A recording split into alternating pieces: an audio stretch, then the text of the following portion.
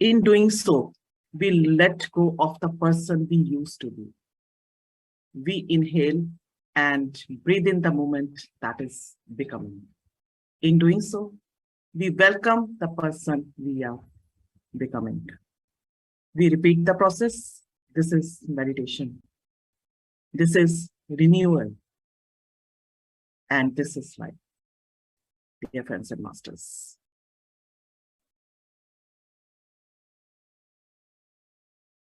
We will be getting into the meditation. Let me explain the technique briefly for the newcomers or for the participants who have joined recently. Yes, this breath mindfulness meditation is the simplest and easiest technique which anyone can do. You have to first make your body comfortable. Please make yourself comfortable. We are making our body still by clasping our hands, crossing our legs, and closing our eyes. You can take any kind of back support for your comfort. When we still our body, only then it becomes easier to get into that emptiness state. By clasping our hands, we arrest the energy, and by closing our eyes, we arrest the energy by around 80%. So eyes have to be kept closed comfortably. And just only one line formula.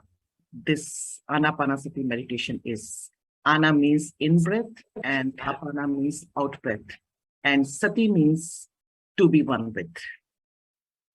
Just observe your breath, your normal, natural breath.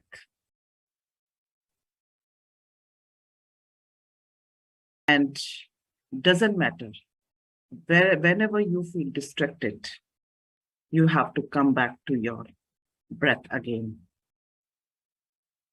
This is what you have to do.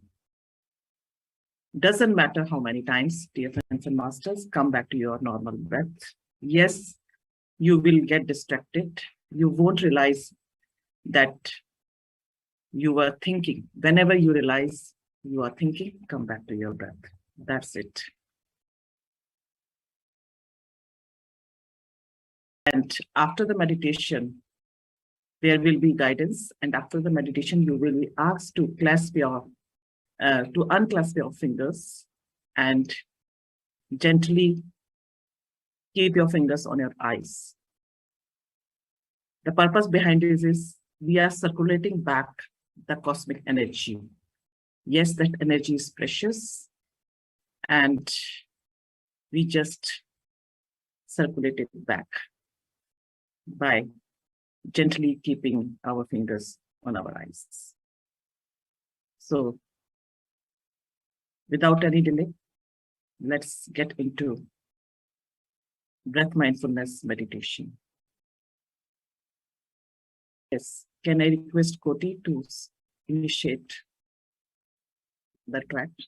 Thank you. My dear friends. And yes, no specs, no watch if you're wearing. Keep your hands on your chest area.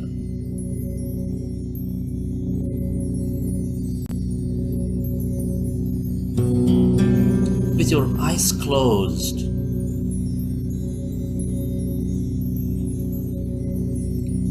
Rest your attention on your breath and on your sacred heart.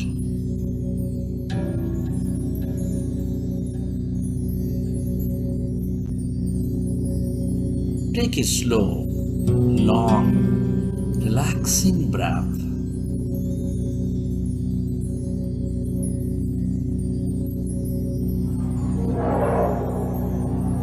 And can you feel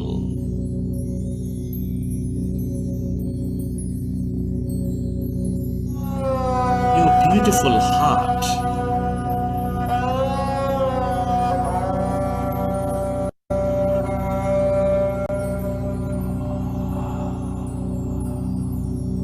breathe more.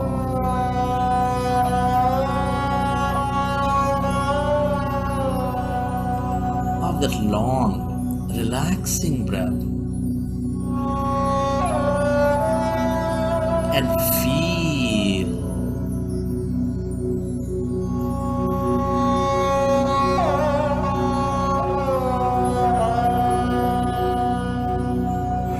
that seat of all emotions,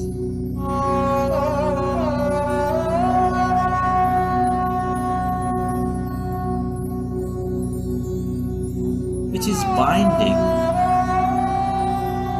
all life with its love energy.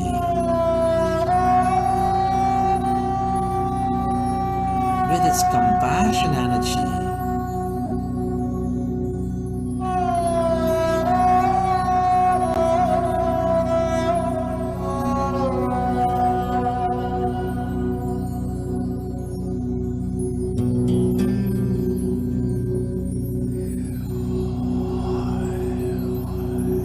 Can you feel the love, compassion,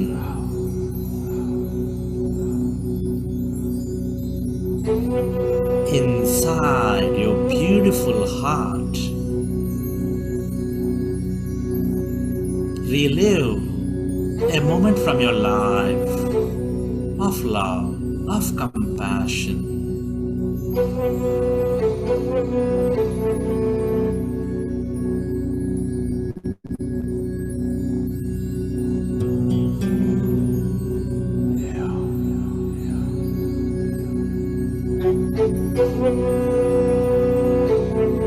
Recollect an event from your life of love, of compassion, and feel more of that love energy, of that compassion energy, and expand that energy field of your heart center.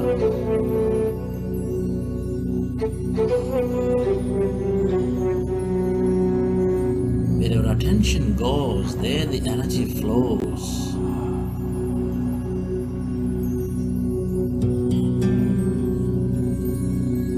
Feel that energy going beyond your body or to every corner of this planet Earth.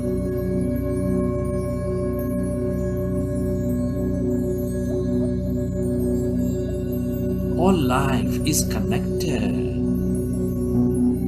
deep inside with specks of energy,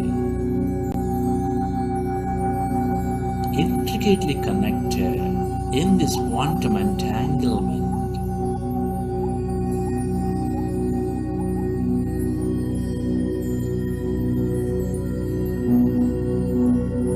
Our experience of life multiplies when we become one with each other, when we become one with everything and everybody. Love is the way, compassion is the way, gratitude, appreciation, adventure,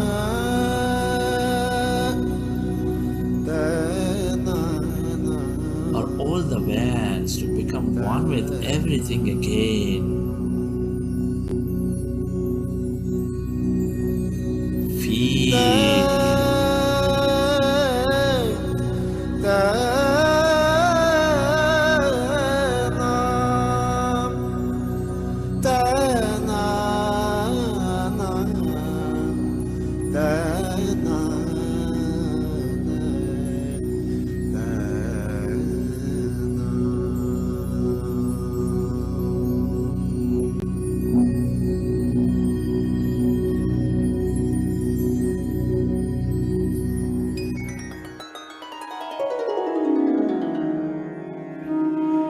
Dear friends, let's go into breath mindfulness meditation. Your fingers into fingers, Rest your hands comfortably in your lap with your eyes closed. Observe your normal, natural in-breath and the out-breath, dear friends.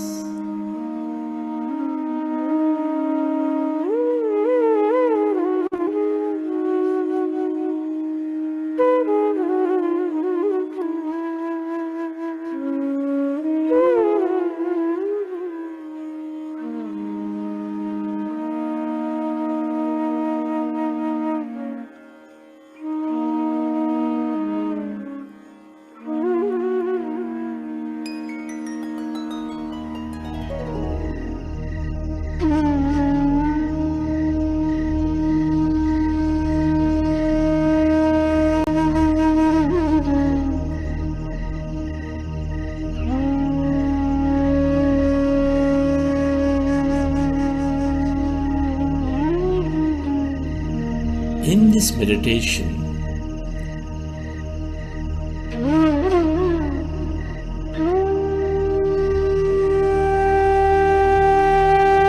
we observe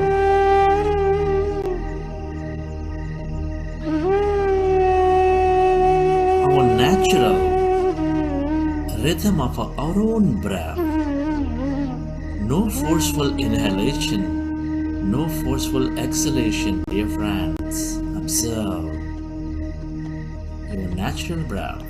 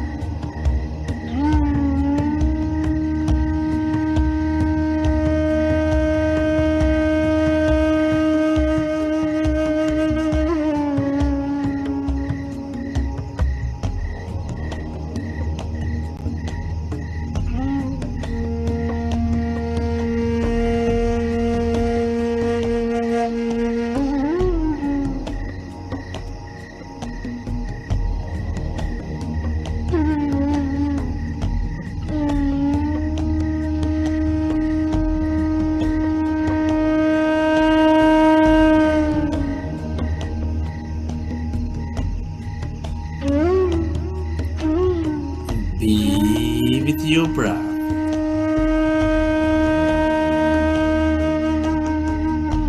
Become one with that in-breath and the out-breath, dear friends. Allow yourself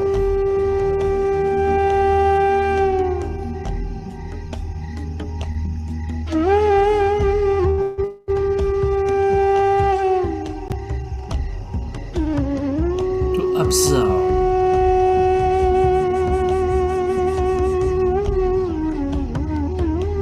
your gentle, peaceful, natural in-breath and the out-breath.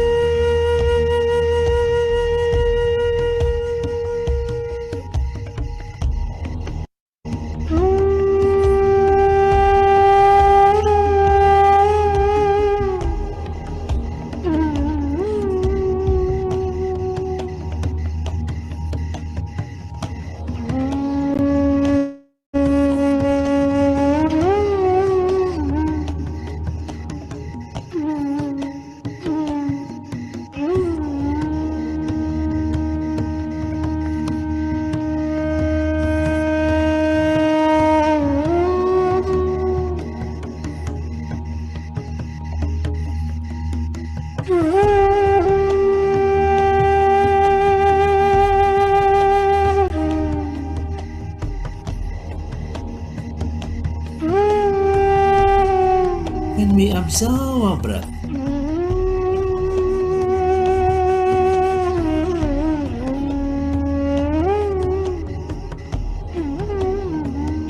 Our mind becomes empty.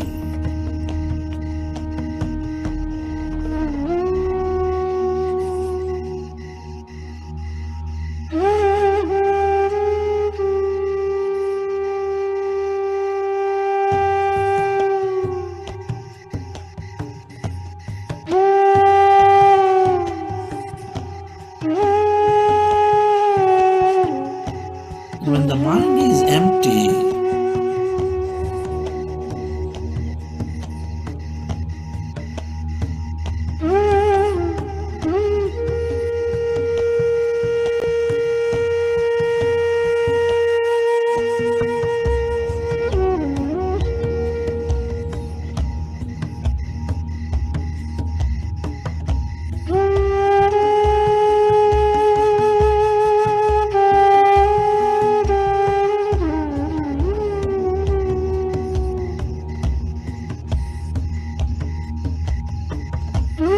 we slowly experience that emptiness, that quantum energy field all around.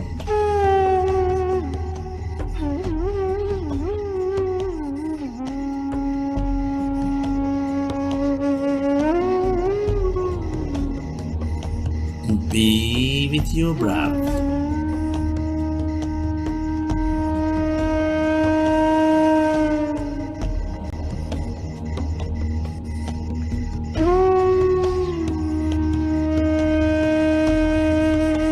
Observe your in breath and the out breath.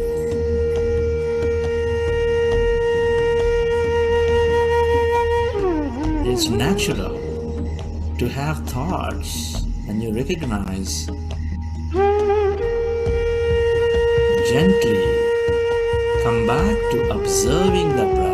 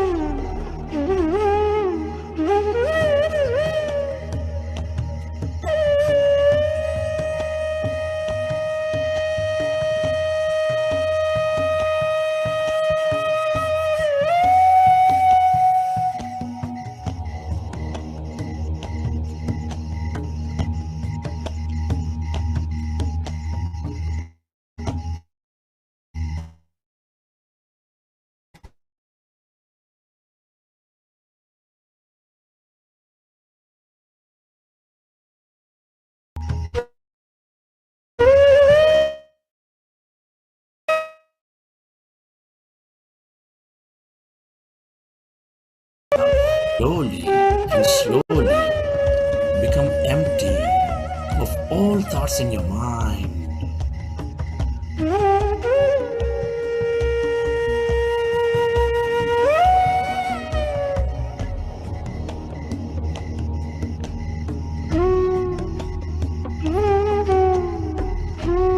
And as your mind is becoming empty, can you feel any sensations in your body?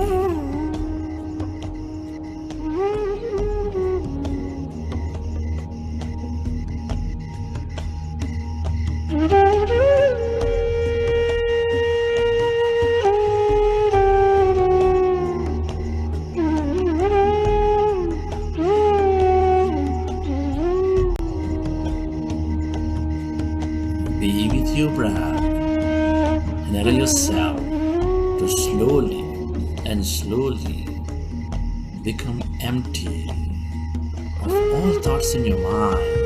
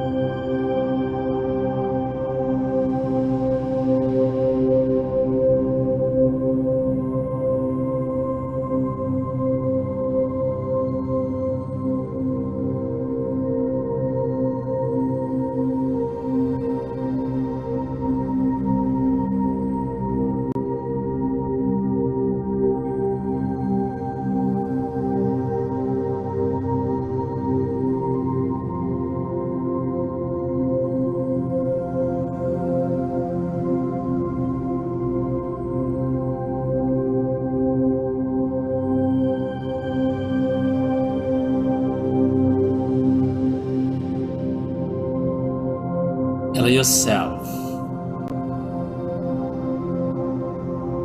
to become one with your breath. And allow yourself to become totally empty of all thoughts in your mind.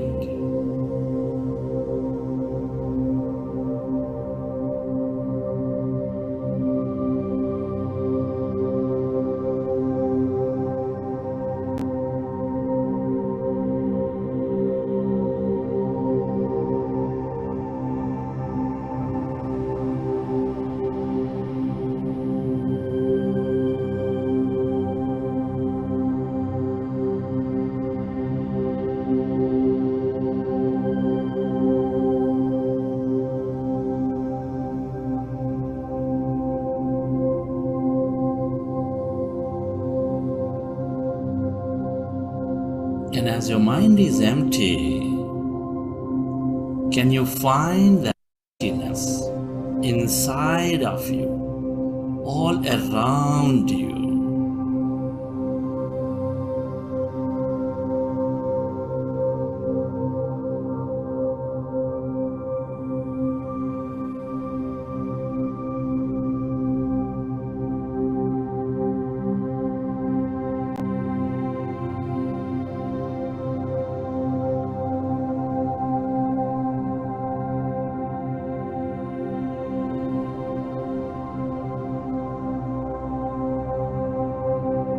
As you are becoming one with your breath, can you feel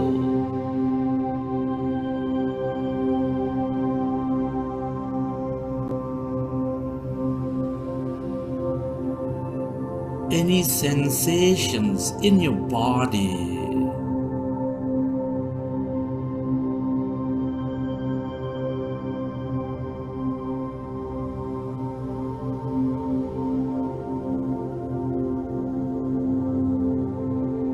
Can you feel that emptiness all around your body?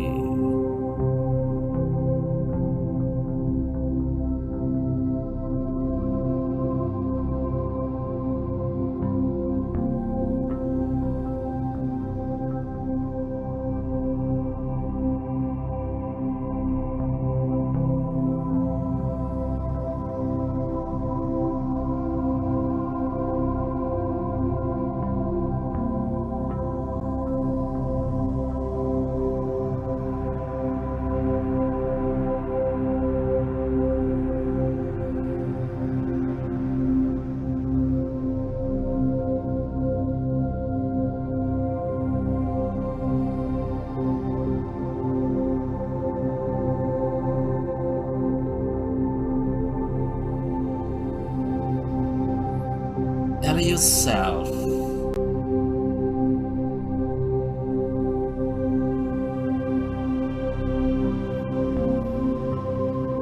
to merge into your breath.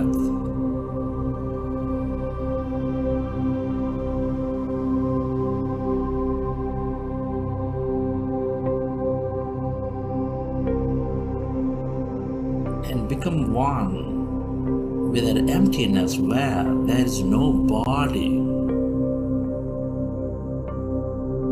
where there is no thing, no one, in no place and no time.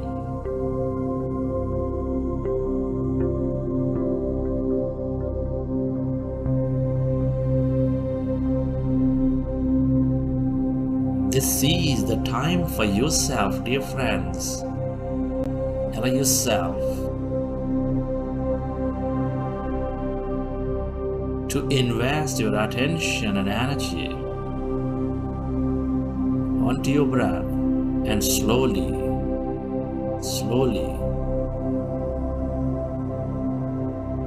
experience this emptiness of no body, no thing, on your left side, on your right side.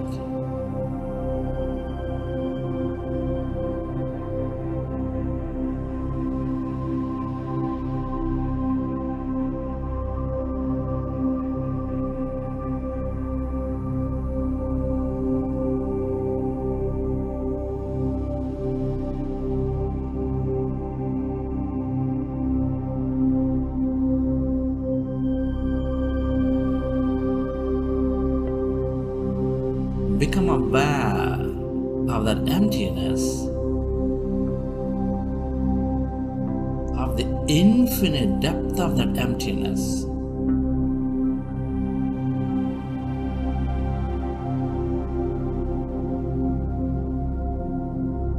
Spreading far and wide, all around you, beyond your body, beyond your room, beyond this planet, into the edges of this universe.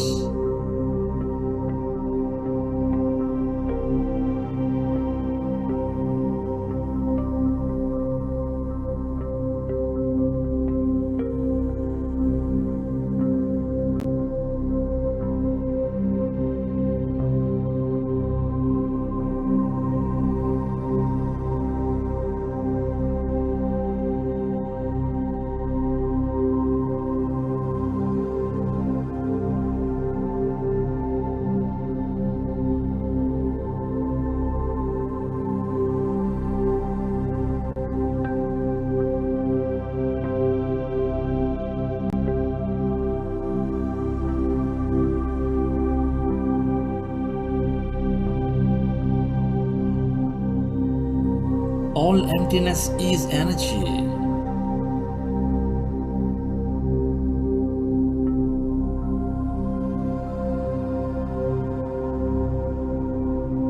Become aware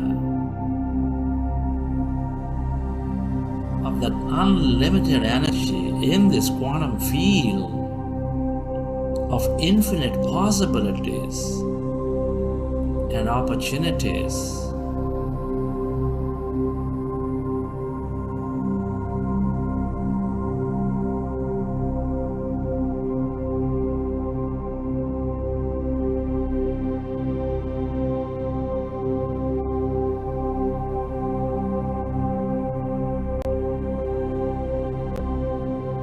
Everything that you have ever experienced or will experience is here in this field as energy, waiting to happen into a physical reality. With our attention and observation,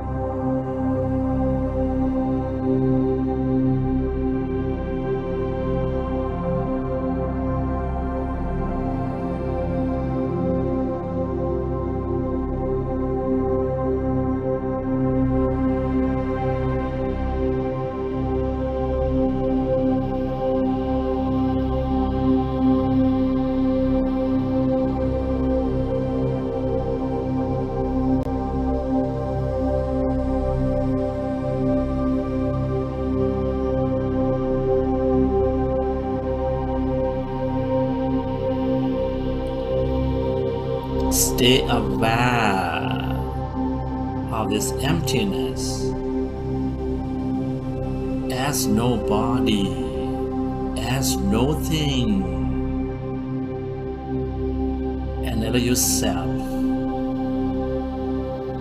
to connect into this energy of healing, of mystic, of miracles, of love, of empowerment, or whatever that you can become aware of.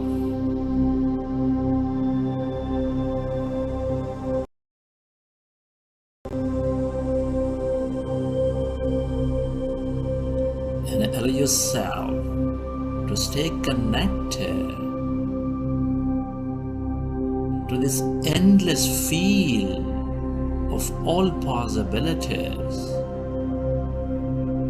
this infinite blackness, darkness, void of nobody, of nothing.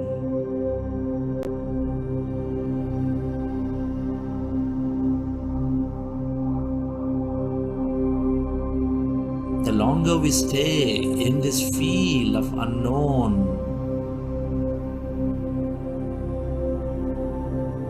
the more you create possibilities into your life.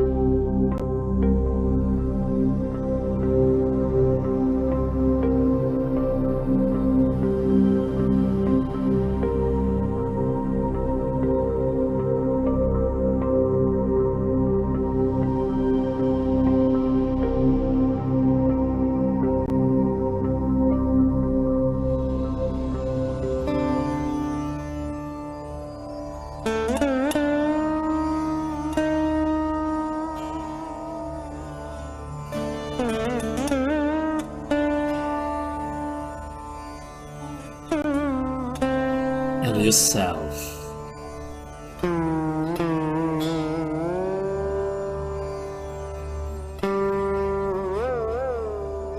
To merge into this emptiness.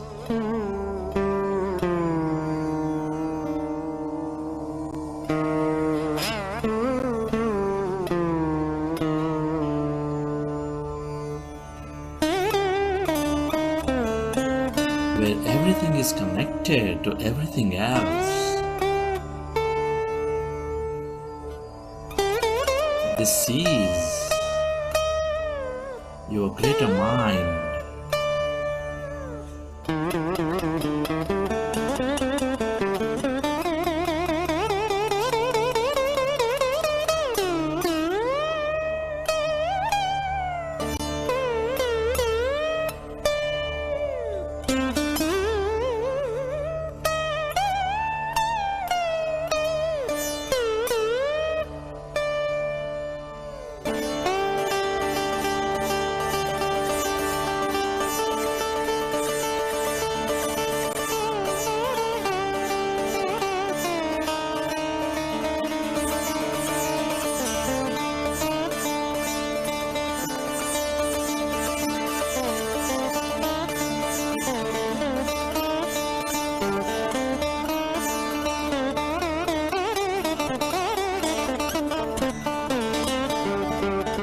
Go deeper and deeper.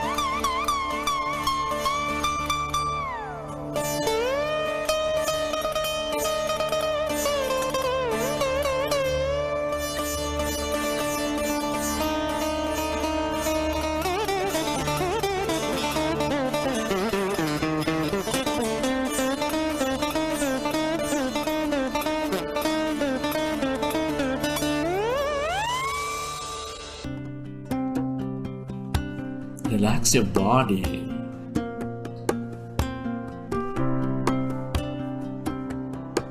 Feel your body.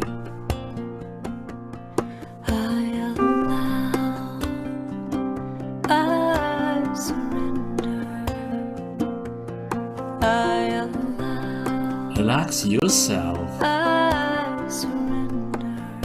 and let the autonomous nervous system repair the body. I surrender. I allow. I surrender. I allow.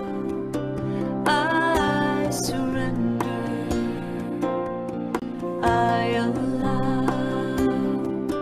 I surrender. I allow. I surrender. And as you relax, I allow. recollect your experience from the session. Surrender.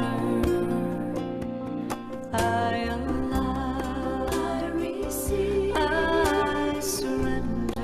I let go. How did you feel? I release. I surrender. What have you seen? I allow. I Who have you become? I surrender. I let go. I allow. I release. I surrender. And whenever you're ready, I allow. you can keep your hands on your eyes for 5 seconds and then open your eyes. I surrender.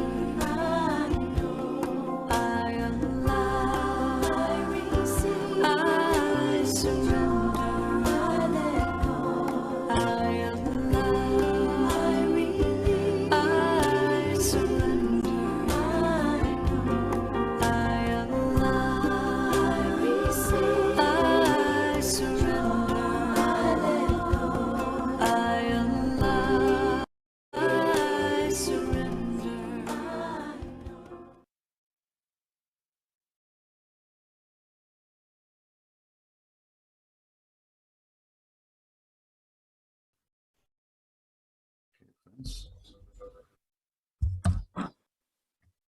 Hope you all had a wonderful session today. Take your time to settle down.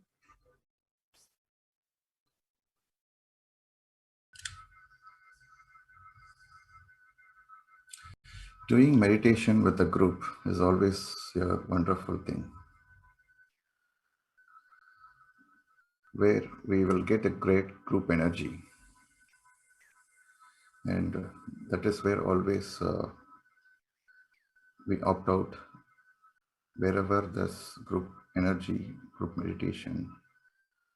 So we ask all the participants and request to join the live session. The reason being, always it is a different experience. When we do our meditation separately,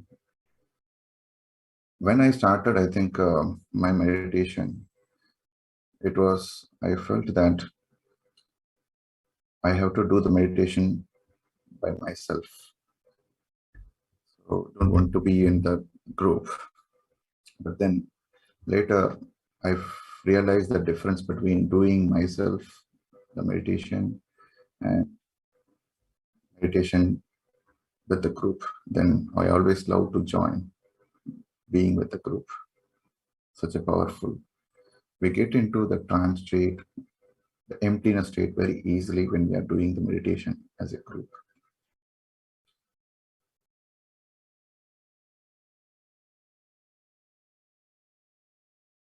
Yes, Namita, any do we have? Yes. Thank you, Ratnavir. Yes, dear friends and masters, Sir has still not joined. Whatever little I would like to share, I am speaking not recently. I had read a book by Osho. Whatever he had explained in the simple words about meditation, it was really worth reading. He simply said meditation cannot be fragmented. It is not a fragmented thing. It is a continuous process. It's not that we are meditating just for 1 hour in the session and then we just leave it. We meditate in the morning and we simply put it aside. He says mind is the villain. He is always playing a trick. Every moment has to be alert and meditative, because consciousness is like a river that is flowing constantly. If we are meditative, we have to be meditative for the entire day.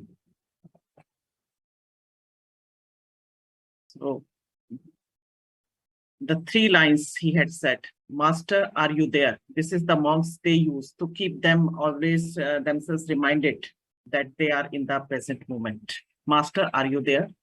The master is talking to himself. The master is talking to himself. Master, are you there? Yes, sir, I am. Then he would say, better sober up. Then he would reply, yes, sir, I will do that. Then he would say, look out now. Don't let them fool you. Again, he would answer, oh, no, sir, I won't. This is basically a technique calling to oneself.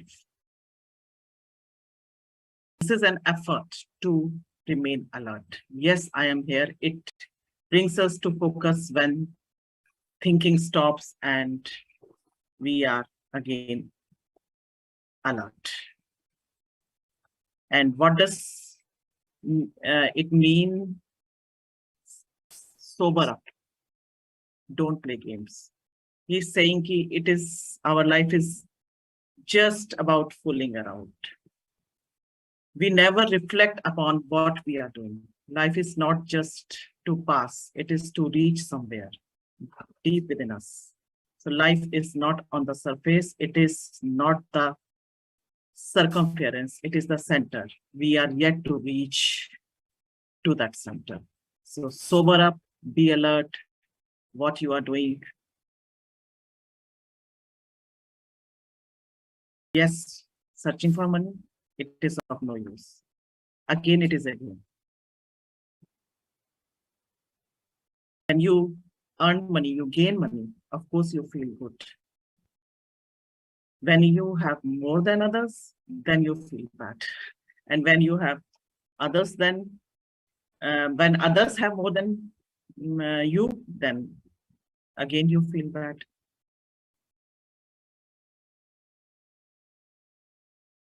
Sorry, you feel good when you have more than others, and you feel bad when you have more when others have more than you. So it is just a game. It is not going to end, and games can never make you rich. So the example of Alexander he had given. Alexander was one of the greatest conqueror of the world. He simply said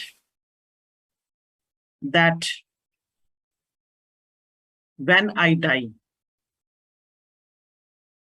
then don't cover my hands.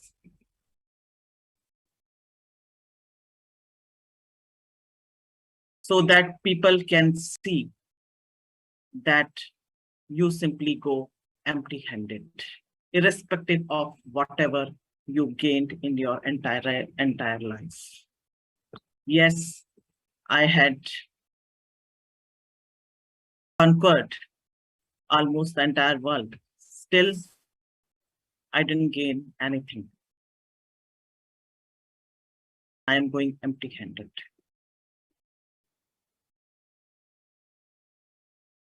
Be comfortable to be alone. This is what the master says. Yes, we are always running away from the present moment because we are not familiar with the unknown. Always we, whatever the discomfort the known has, simply because we are familiar, we are okay with it. We just don't want to try that unknown. And meditation is that powerful tool that teaches us to be in the present moment.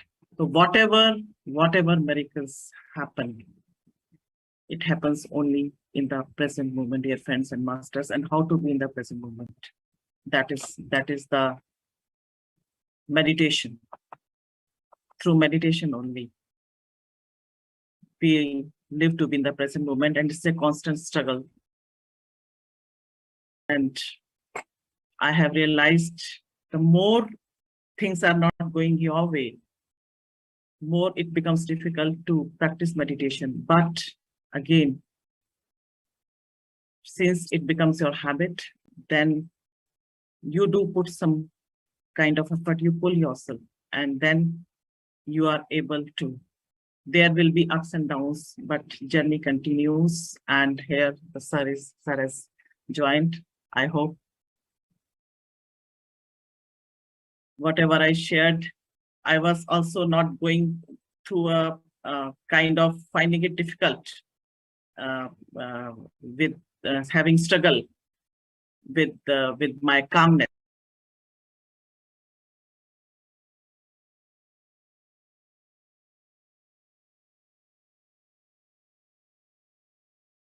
Thank you, Namita madam. Yes, when the challenges come, when challenges are there, staying on top of them is always a challenge. If meditation remains as a tool on the side, then it becomes one of them to, when it remains as a tool on the side, it's one of the tools that, okay, I'm going to use this. It's even more challenging to go back to it. But a meditation becomes life. That is how you think. This is how you are. And meditation becomes life, because meditation is equal to living as consciousness. And then so then it becomes life. And so then challenges are naturally absorbed into it. You stop only seeing something as a challenge. By default, your understanding for anything that comes is that another experience. How to make it our life. Live in it.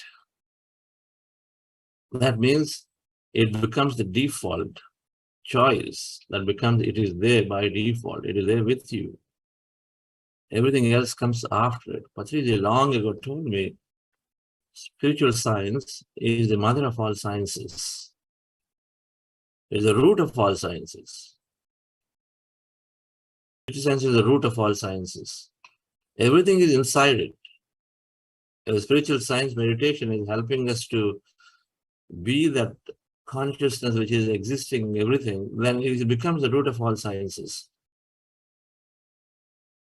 And he said, learn that. Basically, that's what you become. Everything else will automatically come, is what he was trying to tell. Seek ye the kingdom of God and his righteousness first, and all else will be added unto you. Seek ye the kingdom of God and his righteousness first, and all else, there is Jesus Christ. So what it's saying, be in the study of spirituality and then be in that game all the time, and all else, so everything else, whatever they're looking for is added unto you. It's difficult.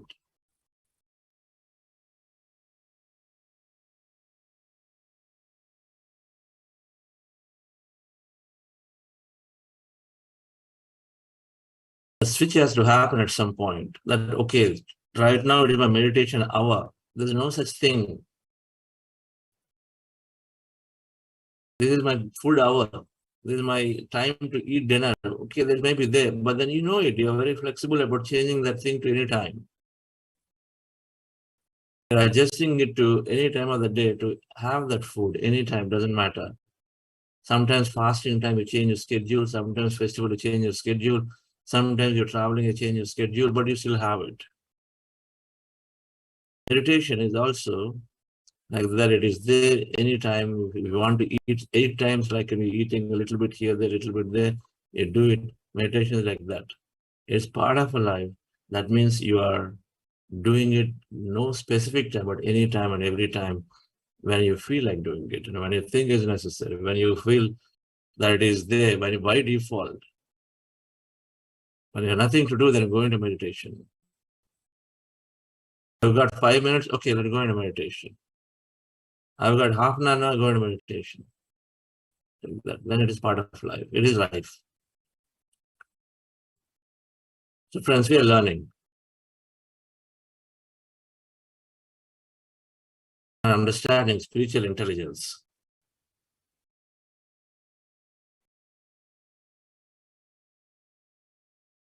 Spiritual intelligence is science of energy.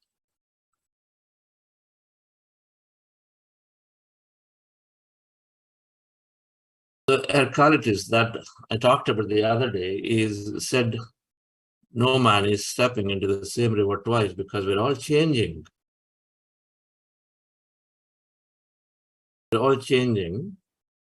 And so we're eternally changing. So anything that we hold about to anybody does not make sense. Because they're different. They're different. People used to really complain about Gautama Buddha because he was the monk and then he would convert. Basically, all the elders thought he's converting people into Buddhism, right? Because he had this great tools. So he's removing suffering, he's making people independent. And so like always, like, many things like the religion, the middle, there are many, many things that do not want you to become independent anyway. You want to be always dependent, you have to be made dependent on something. But I didn't like it. And so many people used to oppose. And one day one person came and started shouting at Gautama Buddha, "You are this, because of you. The whole village now is into meditation. They're not listening to me and this and that." I said, okay, fine. He didn't say anything. He kept quiet. And he goes on shouting, giving all kinds of words. Buddha kept quiet. Buddha kept quiet. The next day, and then he kept quiet, so that person goes away. The next day, the person comes back and then shouts again. He was even more mad because Buddha did not respond. Shouts again, start giving that same thing, another 5 minutes of shouting, yelling at him. And then this time his students were like very, yesterday itself, that is very difficult for them to take. But now they're even more boiling. And so as soon as man leaves, they ask, "Sir, why am I not saying anything to him? You can at least say, can calm down or this and that." He says exactly this. Yesterday, I know he is one person, but while talking to me in the 10 minutes, he's changing constantly, because if I didn't respond anything to him, he constantly keeps contemplating about it. And so he's changing his thinking there, because he's not getting the real response that you otherwise expected to see. And from yesterday to today, he's a new man completely. So how can I take on what he told me yesterday to say something? Because he would have been a changed man. So why should I even go and then talk about what he did to me yesterday? Let me listen to him today first before I say something.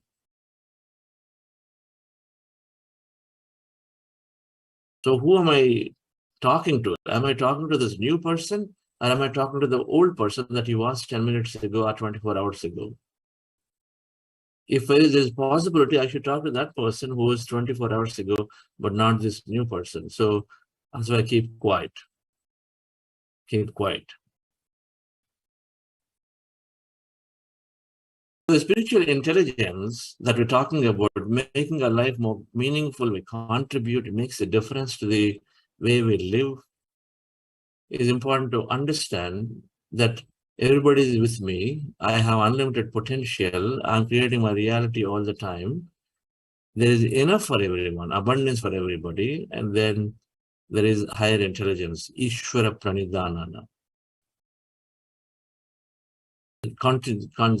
Higher intelligence is there helping me. And so I'm in a state of awe and a state of surrender, a state of understanding that there is something. It's not just the me as man, is the only thing that out there, but there is some intelligence which is powering this field. And so then let me be aware of it. That's all, right? So the first one is everyone is inside me. The quantum principle for this is that we are connected to each other in this energy field. Right from the quantum physics perspective, there is this big energy field. Deep inside, we are matter. I mean, we are energy, right? 99.99% we are energy. Even that 0.01% is also energy. That electrons, neutrons are also energy. So everything is energy. We've learned this. So we learned this, we understood in week 2, I believe, that through this experimentation, so it's when they went and researched. So it's all energy. So energy, we also understood that it's connected to each other by default, wavy nature.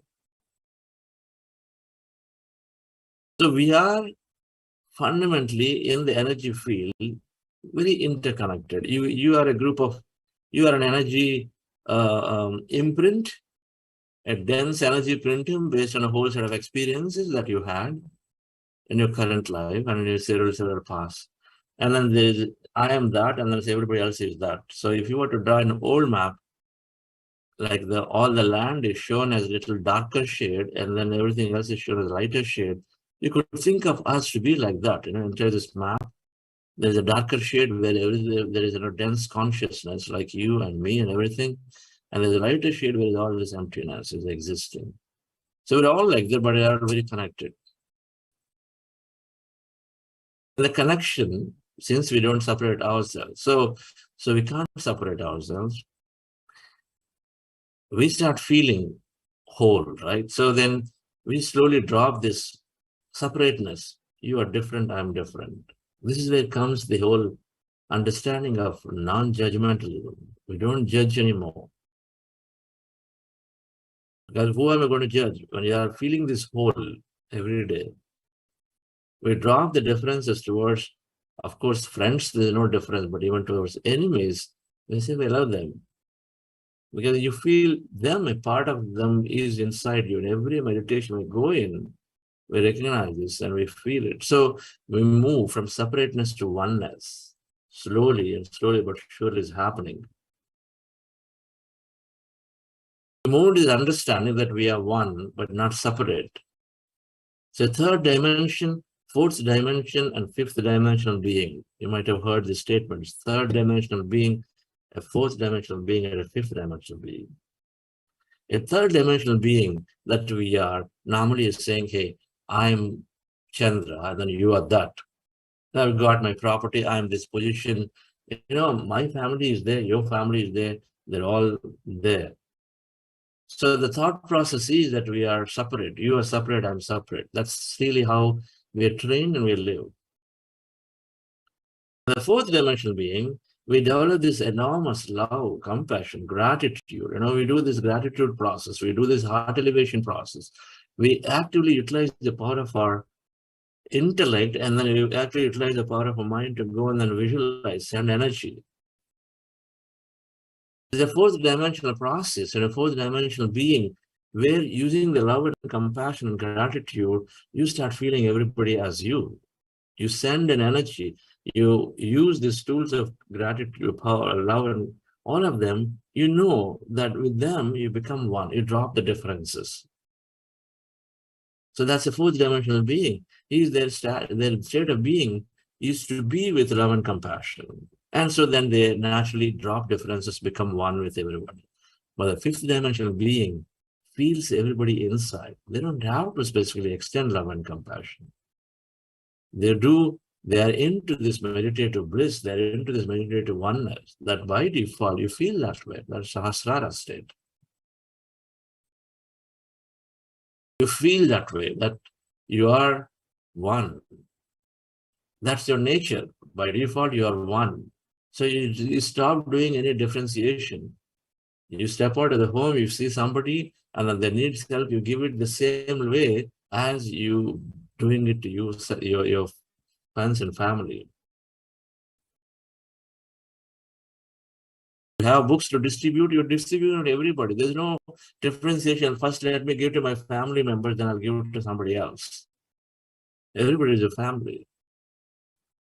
The first thing, spiritual understanding, and this is the state of Aham Brahmasmi, that I am, that existence. So we move into this oneness, dear friends.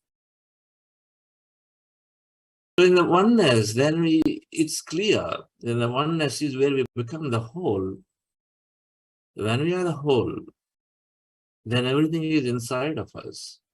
That manifestation becomes a piece of cake because it's part of you. And so there's no doubt about not having something. There's no doubt about not being able to get it into my existence. There's no doubt about it because everything is, you feel that it's a matter of fact. As a feel a matter of fact, you are this owner of this house and you got everything inside. So you know that it is there at home somewhere and you just have to go and get it. That's really how you feel. Manifestation becomes that way. It's say, I know it. And this is why when people say, I know that now I can manifest anything if I want to, and then I use it when I need it. And so that's how it becomes. Initially, it's something external to you. You learn the process, you learn the technique, and then you feel something is outside. But here, you move to this model, our understanding that it's all is with you. I know it's there. So the second principle then, dear friends, which quantum physics said, and then we understood, is that energy field is infinite possibilities. That means I've got any experiences. I can live anything, do anything. I have this unlimited potential. So then we stop cribbing about people not coming and helping us. Okay, I'm working in this group, right? So in case you're not able to do it, I will do it. We've got 20 guests coming home, and then you are the lone battler, you're trying to cook, and you ask your friends, or you ask your colleague, your family to help you. They may respond, they may not respond, but you have the strength. You say, yeah, I can do it. You're not deterred just because people didn't come and help you. You stop complaining about them and say, what, there's no such thing. Instead, you're quietly going about doing it because you love. You are still the mother of all, and say, I want to do this for them. At work, you're doing these projects. People said, okay, now today is Friday night, I can't come. Somebody is coming. You're the manager. You say, fine, yeah. So everybody's like, what do you do to your children? Let them have some fun, let them go. I'll take care of it. That's the attitude we have, and say, but because that comes from this feeling that I can do it. One, of course, I have this, everybody's with me, so I need to let them go. But then you have to have a feeling that I can do it, right? Unlimited potential. We develop that feeling. We quietly go about doing our things. We quietly go about doing our things. If others came in and joined us, we had to feel great. If others did not come and join us, it's fine. We move from a fixed mind. Fixed mind is that, no, because when we know that I have limited skill, limited everything, we latch on to our comfort zone. We are there. When people ask us to do something different, oh, no. I don't know. I have to prepare for it. I don't know whether I can do it. Let me come back to you and tell you. But here, for a person who is now understood this unlimited potential, is immediately saying, yes, let's attempt it. Yes, I can do it. Yes, I will come back. I'm going to do this. The moment you're a very creative state, companies are looking now growth-minded.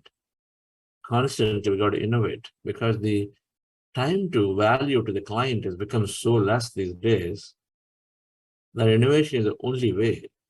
But everything has to be done differently. The third thing of the spiritual quotient. So the first one was that everybody is inside me. I'm one with everyone. So suddenly, that great feeling towards, there's no separateness. You embrace everybody. That means in a business world, what do? You start doing the right thing. So the first one is about wholeness. So you start doing right thing for your partners, your clients. You no longer think of doing something separate. It's not an external thing. Hey, you do good to your client, client will take care of you, is in a very, very material way of looking at it. But in spiritual quotient, is saying that they are you. What you do unto yourself is what you do unto others. It comes from the first principle. And so your clients are taken care automatically. You know that they are you, and there's no way you can exploit them. There's no way. If your product has bugs, your product has challenges, you're straight about it. You'll not be able to take a call to sell something buggy, something that is spoiled. Instead, you go back and then pursue inside. Are you being truthful about them and say, look, take this, I'm going to fix this. And soon, another month later, I'm going to come back and fix this and I put something new. But you are very honest and integral about it in the first principle. Second principle, more creative. The third one is that you know that you can do things. That potential, they have unlimited potential, but with your observation, manifesting possibilities. So with the third principle, you take ownership. Take ownership.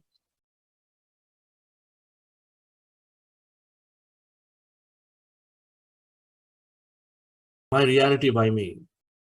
So absolutely, anything happening. So now suddenly all challenges no longer becomes compliance because this sunk into us so much. This principle sunk into us so much that yes, I'm the one causing it. Government does not fix, does not come.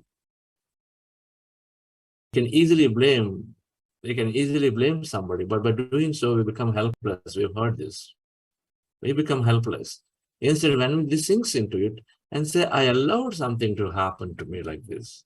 Who asked you to live in the Bangalore city central then? If traffic is a problem, you have a choice, right? To go and then live remotely somewhere else. There is a choice for many people. But we allow certain things to happen.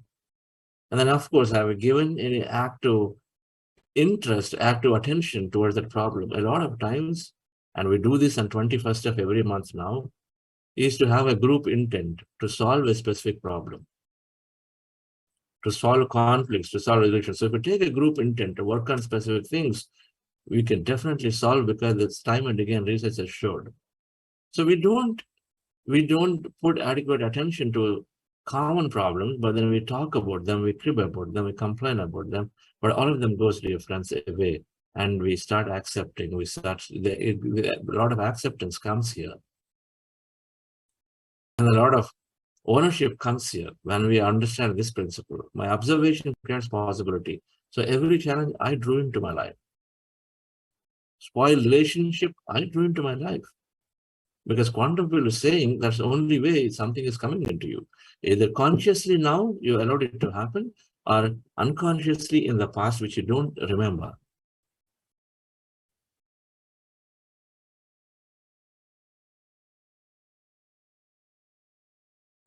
If you are not that great with the technology 10 years ago in the previous company, and so then you had created things that miserably failed, you might have said a lot of things to you then, every day.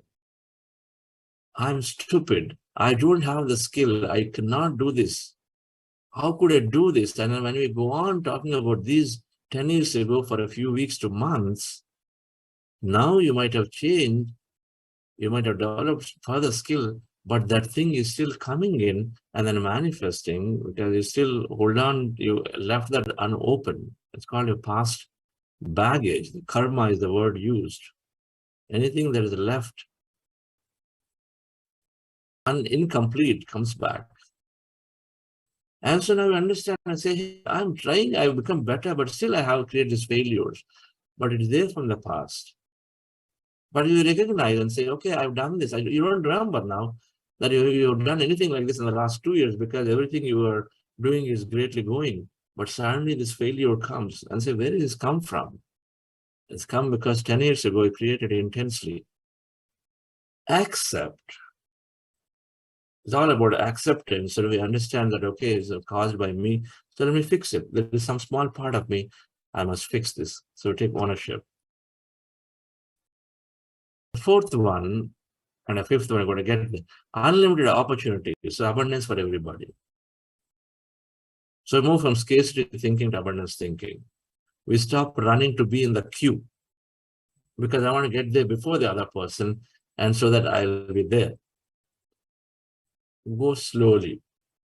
Remember, a lot of times we go, as we get closer to the queue in the railway station, or maybe an Aadhaar counter or somewhere, we just slowly make a walk or faster, and I want to run before the other person.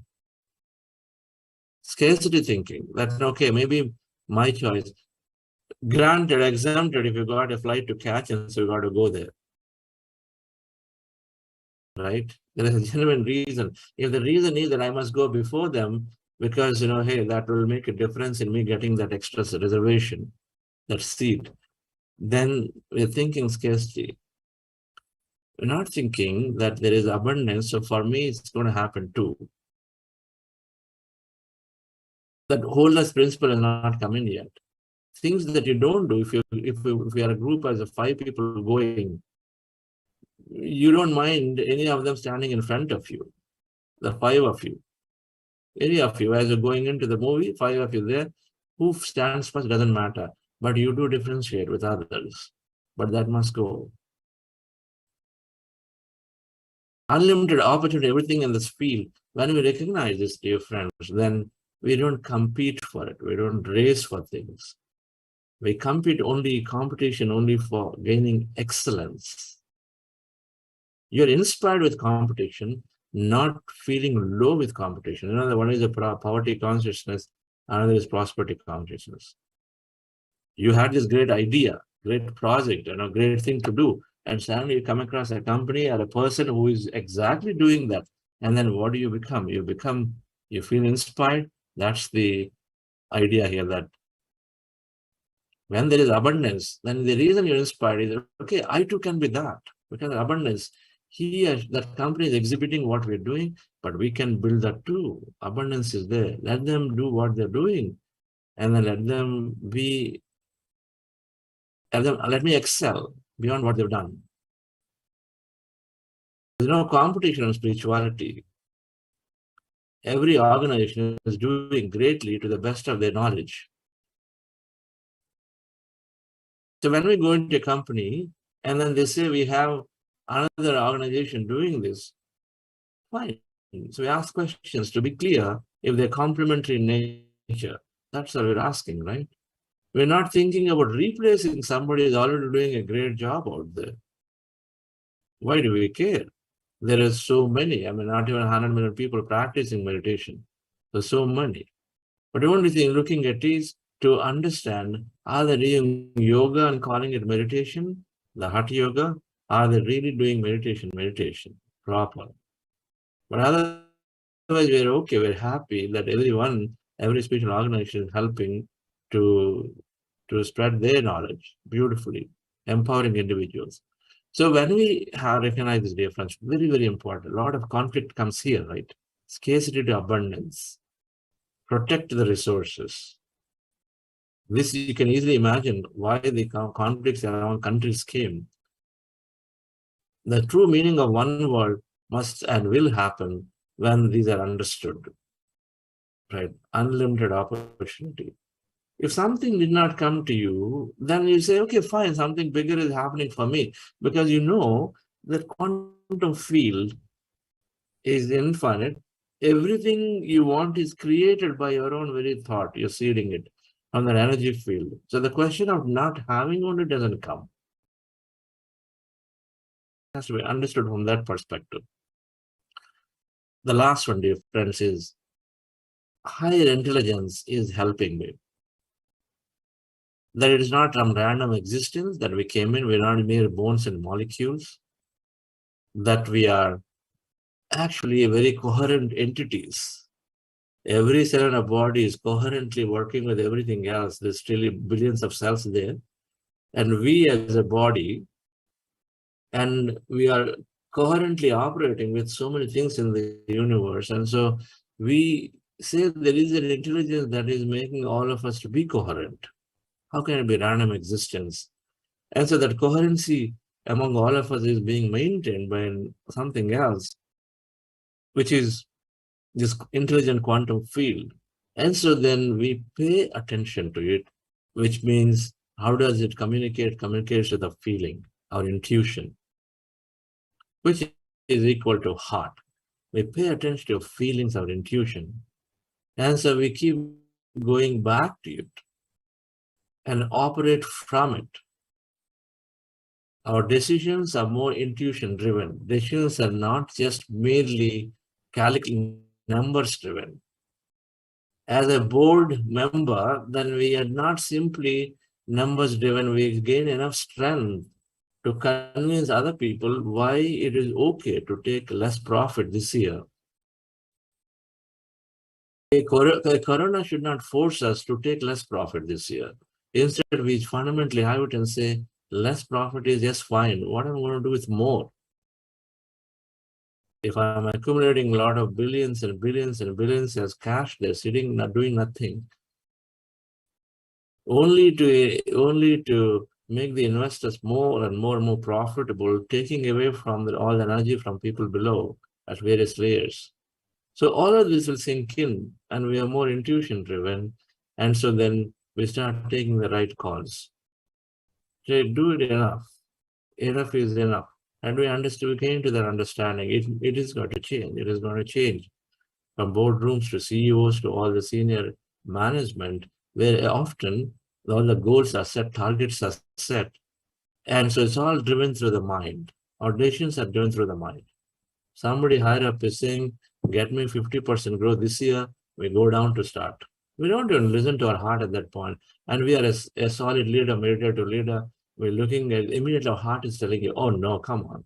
It gives you a low feeling. That's the feeling to hold on to and say, this is not possible. Every time you think about 50% growth, it is telling you that it's going to take a lot of effort from everybody. And you stand up for it, and then you make your decision. You tell, no, not 50. I'll give you 15 this year. And you may become bold to take a heart-centered decision. Cash flows are challenging, and you become bold to take a heart-centered decision, and then sit with your team members and say, guys, let's take cuts as opposed to cutting somebody. You make those choices, conscious choices. You know what is required. A lot of times I've seen, in particularly MNCs, where you do not have the courage to go and talk to somebody about letting go of somebody. And they don't have the courage to talk to the management or rest of the employees and say why it is important to reduce our salary by, say, 10%, 20% across the board than to just simply send a couple of people out. Because you feel it's a lot of work. You feel it's difficult to convince others. You feel you don't have the tool. But when you're heart-centered, dear friends, then you have this fundamental courage, and you have this strength, you have this intuition strongly playing to you that this is the right thing to do. You're convinced about it, and so you take action at that point appropriately. So when you become heart-centered, that means you are operating as this consciousness, that intelligence. It is giving you the direction, and so we become that heart-centered. When we are at the crossroads, we seek solution from it. We go into meditation looking for an answer, and then we gain an answer. So spiritual quotient is also to recognize this. So with this, dear friends, this is what is happening. We're going through a total transformation, separateness to wholeness. We operate differently now. Growth-minded. We no longer do routine, mundane things. We are doing things newly, differently, always, because seeking new experience, new learning. We own things. We don't blame people anymore as our own creation. And we stop competing and dominating people. We stop controlling our manipulation. All that goes away because there is abundance for everybody. It's all, the conflict is all because we want resources to be controlled. If I don't have now, I know that I'm going to get it then, later. That's the attitude we come to. We work for it, but then if we don't get it, we don't crib. Instead, we continue to be in that thought and state to create it, because we know abundance is there, infinity is there. Heart-centric approach, we are no longer is mind-centric approach, just simply looking everything as numbers, everything as, physical, bones and molecules, and do more heart-centric actions with the feelings. Thank you very much for listening on this important aspect. Every Buddha CEO is our wish and goal that we transform into possess the spiritual intelligence, and then we carry on our work with that consciousness, new consciousness developed. A new consciousness is developed. And so then communities naturally have to become vibrant.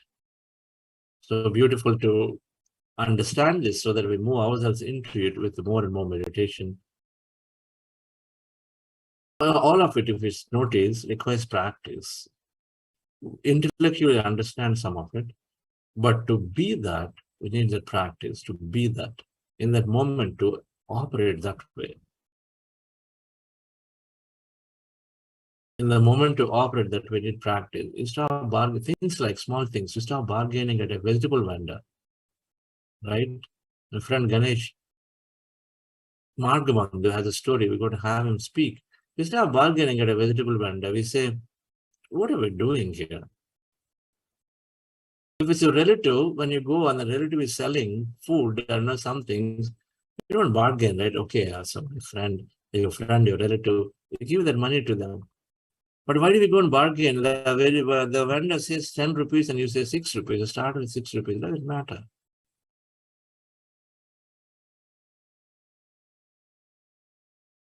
When we go into a shop and then when they give something and say, oh, the guys are cheating me, we stop thinking from that angle and say, okay, the right price is coming to you. Right price is coming to you. The consciousness changes. Because that's how you think in certain situations, isn't it? We have total trust because everybody is with you. And so you know that what you think is what we create. And so when you say right price is coming to you, even if it is not right price, at that moment you thought,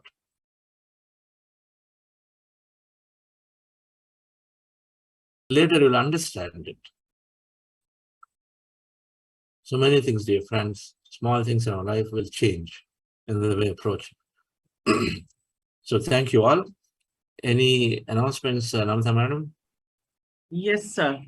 Today we have book club session in the morning from 8:15 a.m. IST onwards, and in the evening from 8 p.m. to 9 p.m. The reader grows with the book and the book glows with the reader.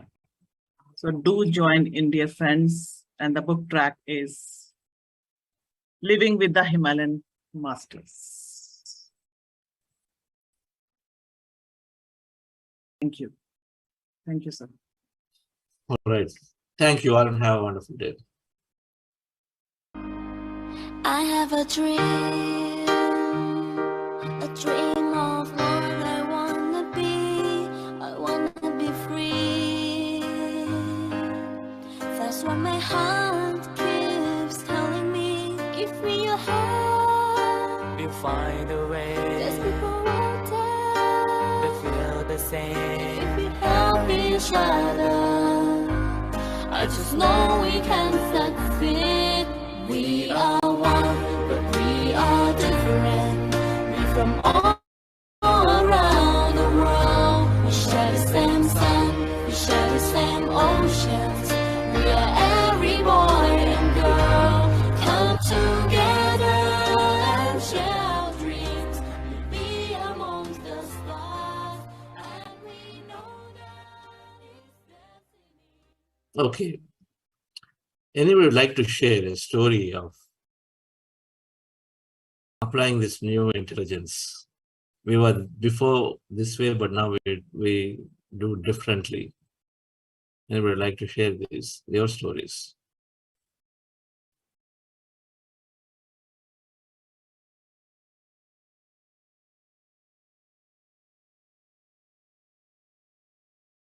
Anyone?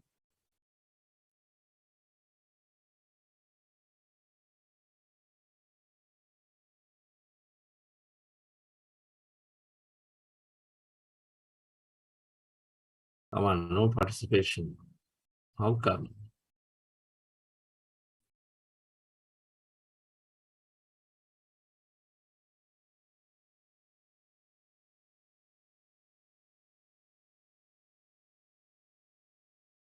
Can I share something, sir? Yeah, please go ahead. Yes, sir. I'm having some challenges with my laptop. Recently, I got it repaired, and the first day itself of my joining, it was not connecting. And now also while speaking, the screen was frozen. Before meditation, that Namita would have been a different one. Oh my goodness, mera to insult ho gaya. It's such a humiliation. All the hell will break loose. Something like on these lines, I would have thought. Now, as we say, the younger generation tells us, take a chill pill. Yes, I am taking a chill pill. Not so much bothered and affected to that extent. I am certainly calmer. It's okay. It's okay. It doesn't matter. So definitely it is because of meditation. Yes, I can feel the changes. Thank you, sir.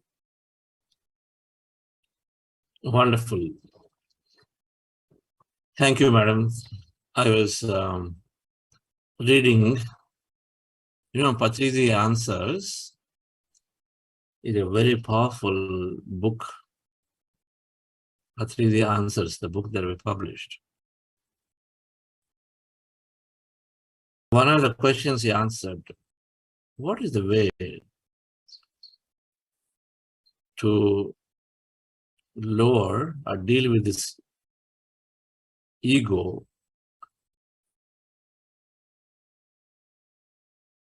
That event that you mentioned about is that if the laptop is not coming on and you're going in for this and suddenly you feel it's not coming on, you got this important presentation, or you are the host, or you are the speaker, you got to go up there and then do it. But suddenly it's not working. So that thing that, yeah, what is happening? And then what a jerk. And I without me, how is it going to go now? Without me, how is it going to go? A lot of it is around that. And so we were super excited at that moment that it's not happening the wrong way. Then the answer is that whatever you think that you're most required, whatever the thing you're most important, disappear from that scene and see what happens. The matters of dealing with that important that I am in every situation, wherever that you think you're most required, most important, disappear from that scene. Intentionally make choices to not be there in it. And see what happens.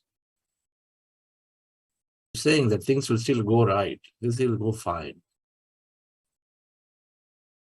A lot of times we feel that we're too important, and from that thing comes all this anxiety that now I have to be there, somehow I have to make it, and then this and that. All that anxiety is around it. But now here, we stay calm, like you, stay cool. Take care. If this is not working, then somebody else is going to take over. Chandra is not going to judge me just because I couldn't join. There's also there, because the entire team of people who have the authority to give feedback is also going to judge. That's going to happen too. But they are all tests. We look at it as a test for me. If we pass the test, your laptop will come up. All right. Stay cool, it will come up. Thank you for sharing that. What will other people think about me? That concerns us the most. And fortunately, with the help of meditation, I'm getting away with that gradually. Thank you. Thank you, sir. That is nothing but managing our image, madam.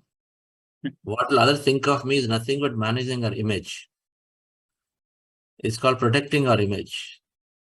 Yes. That is also means that identity. My image is there. What will others think of me? Oh, Namita, madam, how could she not join in spite of she agreeing to be the host?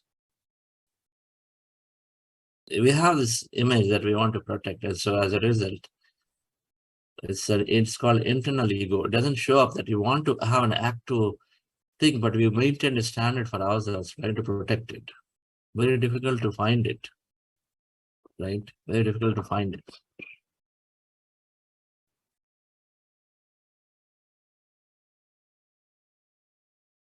Yes, dear friends and masters, do ask your questions or query. Sir has taken time out from his busy schedule in Dubai.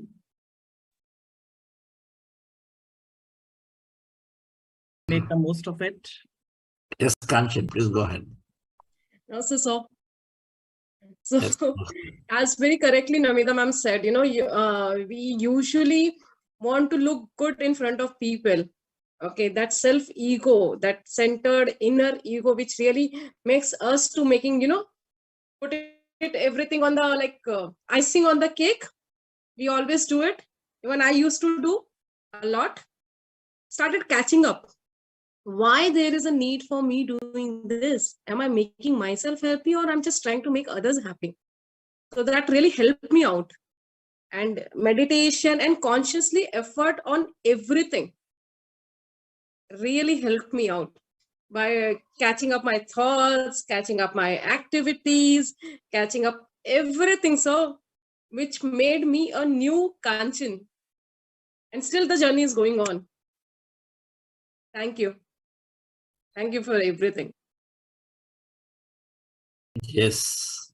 So the message which we exchanged, I do found who is somebody whom I can get inspiration and train myself.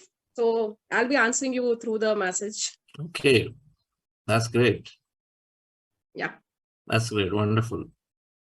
And even the reason behind it, that why has to be very clear, which will make you to prompt every time. So that why also I found out. So I'll be answering you. Excellent. That's all we need. We need our own clarity. I get Exactly. Yeah.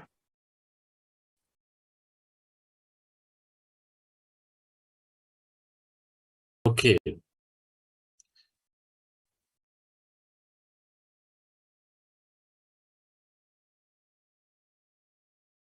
Taraji, you've seen more Niagara, more of Niagara again. You finished.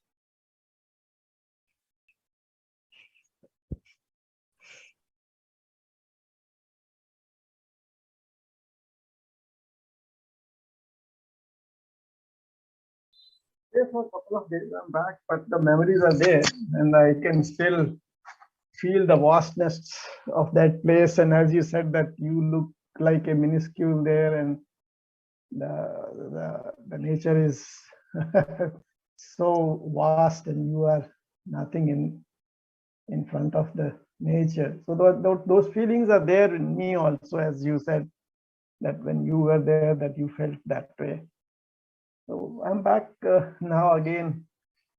I have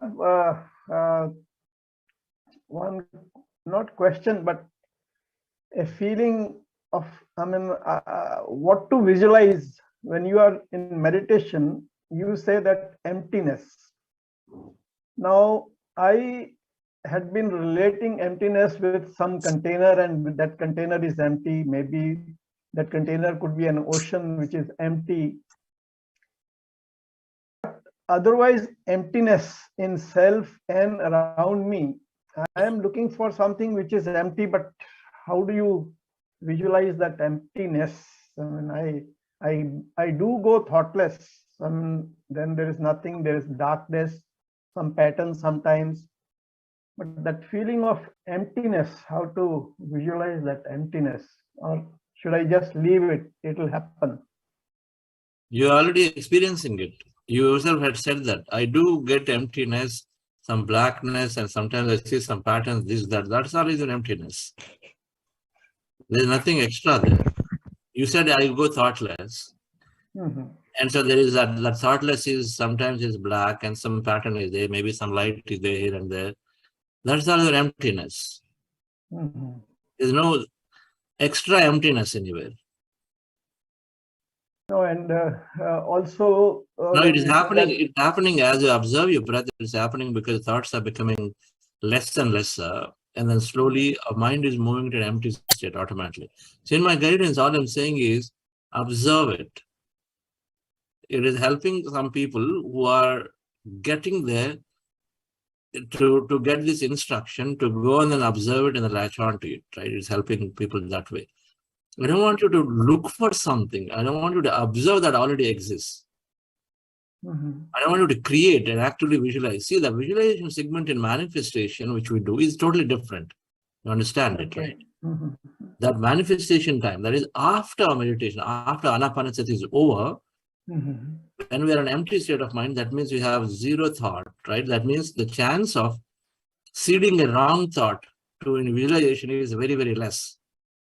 And so a negative, a doubtful thought into visualization is less. That is the time we are visualizing, which is an active mind process. There you want to visualize about your future, be there in fully in flesh and blood. You'll be in your body, in your environment, and then people, all that you visualize, that is manifestation segment where the fast music is there.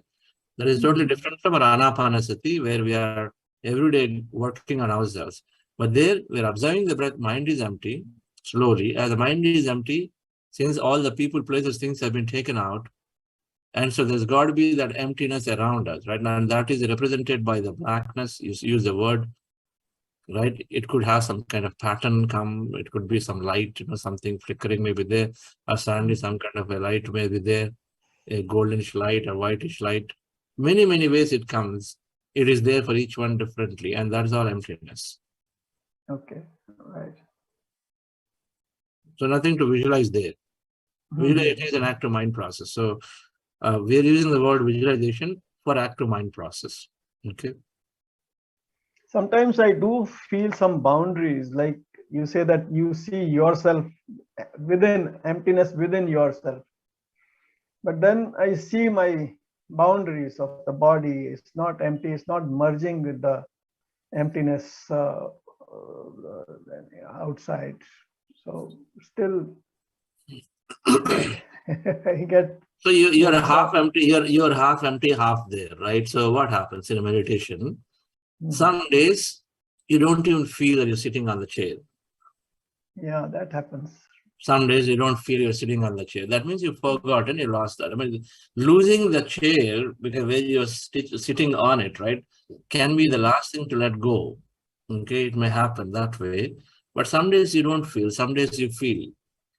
You said, I do see boundaries. You see that no, there isn't anything else you're able to see inside you. Right now, if I say, okay, what is there? You'll probably will feel your stomach, right? Okay, there is a lot going on out there. But in a meditation, you don't have any of those. You forgot a lot of that, right? So you are become a hollow statue. Think of a big statue, but it's hollow inside. But the boundaries are there. So yeah, so be it. So be it. But you've gotten there halfway. Somewhere you've gotten probably a lot of empty around you. But when it comes to your body, some part of maybe they may not be there. But there are transient states of meditation, right? The transient states where you're slowly getting there to become totally empty, and it's just fine.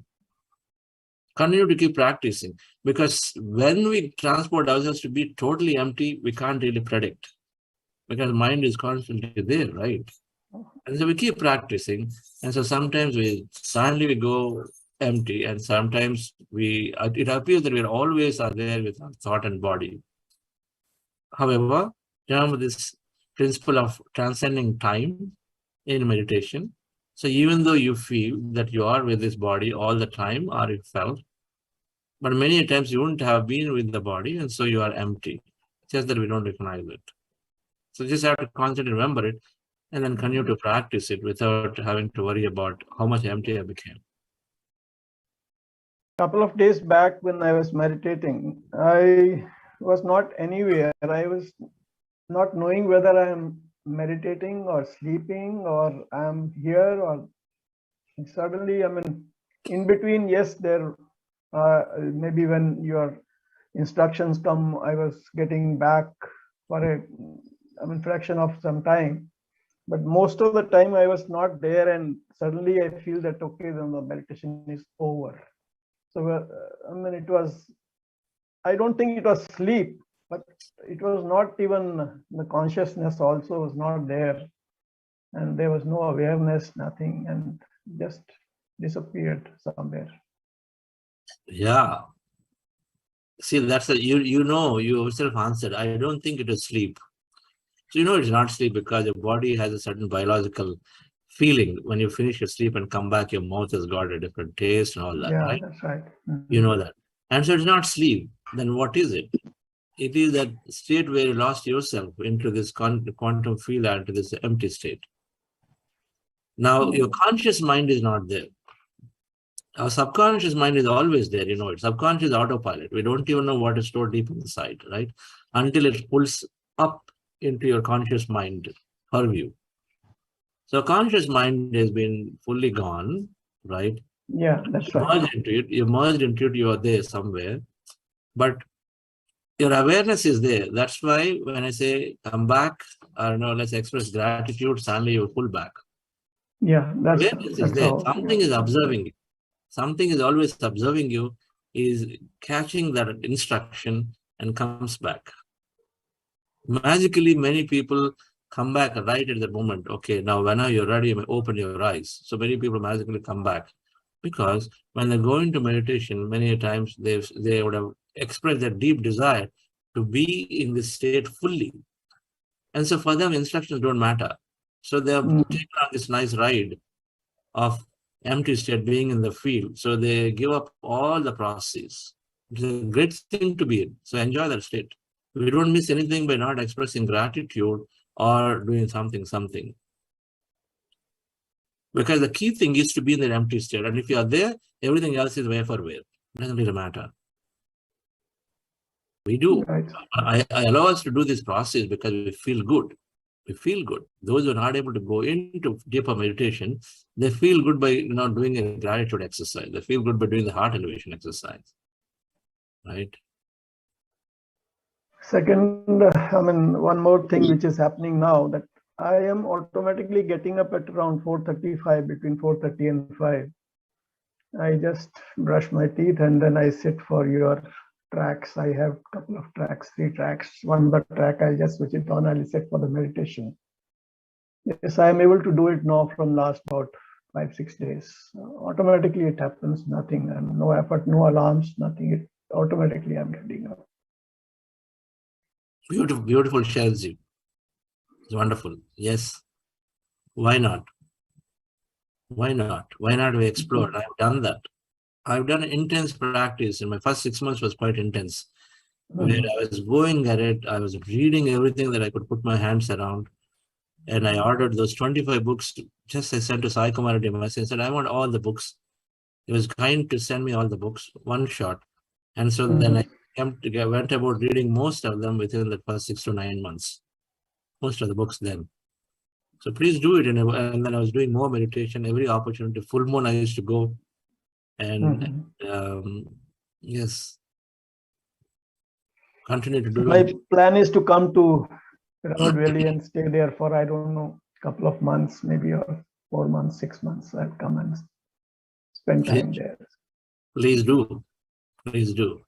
Yeah, I'll be back next year now, most likely. So Okay. after that, I'll come. Thank you so much, sir. And I'm really grateful to, first of all, the email which came from Delhi. I joined. Wonderful. Karthikeyan. Karthikeyan, yes. All roads lead to the room. So a lot of us are connected. Actually, his wife and my wife, they were quite good friends. We visited their house also, met his late wife. And then I'd been meeting him also earlier. Also, a couple of times I've gone to his house. So I was in their in his mailing list. So once I received this, then I sent it to my brother and my sister. They have also joined. They are not as regular. And I am, of course, trying to be as regular as possible. So I'm so thankful to him, because meditations, there was a little scare in my mind that if I do meditations, I'll get into those problems again. But this time again, I took a plunge. I said, okay, let me see what happens. So far, things are okay. I'm sure that I'll be able to continue with it now. Thank you so much, sir. Yes, Sharatji. Thank you. We'll speak after the program is over. Right, sir. Okay. Thank you. Namaste. Yes. Thank you. Yes, Shanta madam, yeah, go ahead. Go ahead. Yes, we'll take quickly the what. Yeah, go ahead, madam. Thank you, Chandra sir and Vani man. Before 1 month, I was very anxious and I was not feeling well like that. But now I'm fine and I'm getting stronger. After that, I went with, you used to say to me that go out of your comfort zone. Now I'm going to many places. And I went with my friends for 3 days to Mysore trip, and it was very nice. For 20 of them, we went. And I am having many challenges, but I'm having the strength to face it. And I'm going to music class, violin class, and I have started my boutique now. Slowly I'm doing my, everything is coming into place. Thank you for all of you. Thank you. Thank you so much. Wonderful. Wonderful, madam. That's great. Boutique. Yes. Make it unique. I'm sure you must be thinking about it. Make it unique. Get some spiritual messages uniquely in your own way through them. So that will be helpful. Everything we do, we provide a touch of it so that we are sending the message constantly, right? So use that as a way to introduce spiritual lifestyle. Yes, sir. Talk to Vani madam, she has some ideas about what are you doing. If you already are doing, it's great. Okay. Thank you. Yes, Before I was doing it for the past 17 years I'm doing, but now this 1.5 year I didn't do it. Now I have started. Yes. Must do it in a new way now. Yes, sir. Differently. Okay. Thank you. Thank you so much to Thank all you. the masters and Vani man and to you. Sir. Thank you. All right. Great. Beautiful. Kanchan? What is the state of the samadhi and how to go into that samadhi state? Tomorrow. Okay. We'll talk about this tomorrow. Let's over the question. So thank you, dear friends. Have a great time. So we'll see you tomorrow at 6 a.m. again. Yes, we'll have a facilitator meeting, Namtha madam. Right. Thank you all. Wonderful. Thank you.